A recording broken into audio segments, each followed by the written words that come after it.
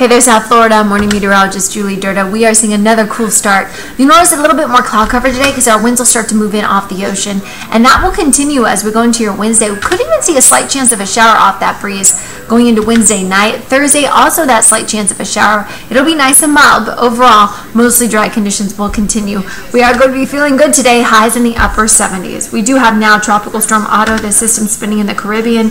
Could become a Category 1 hurricane by tomorrow before making landfall somewhere near Nicaragua or Costa Rica. For us, highs will be in the lower 80s going into your Thanksgiving Day and even Black Friday. Only a slight chance of a shower. Make it a great one.